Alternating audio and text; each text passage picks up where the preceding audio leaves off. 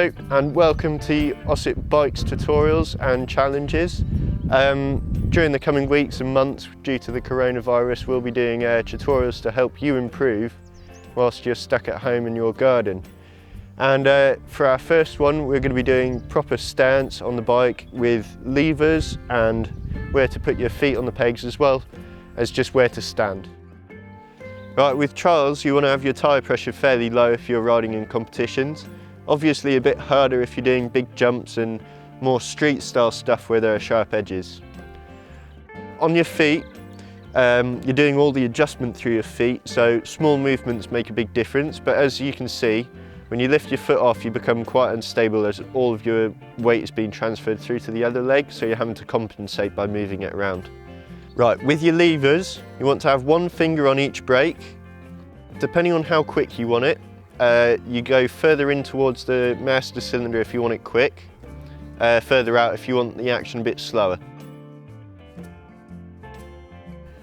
With balancing, you can do it anywhere, in your living room, in your garage, wherever, in your bedroom even, and it's really easy to do in a very small space. You're not taking any more space than a bike's length.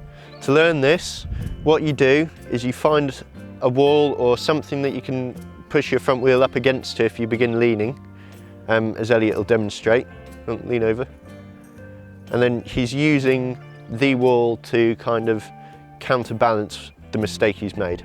And eventually you'll get to the point where you don't need the wall and you can do the reactions all by yourself. Well, first step is when you have, so you should have no pressure on your hands. You should have all of the pressure on your knees and your feet, because you've got more adjustment with your feet. So like you should be able to do this and high. As you can see here, all of the adjustment is being done through the legs, so you pretty much don't have to hold on to the handlebar.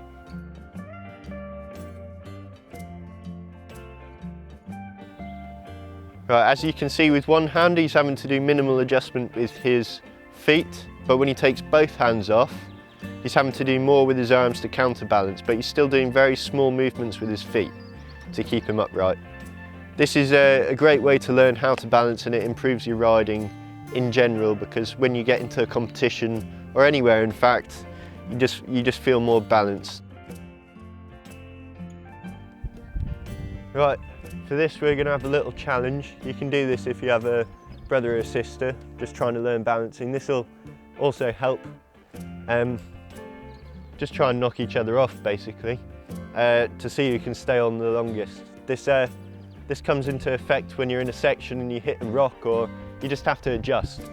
So, ready?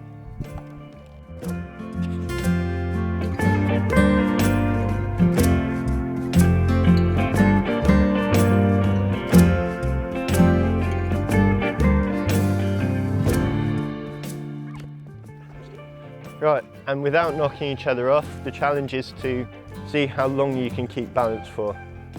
A good tip is to find something on the ground and just keep looking at it.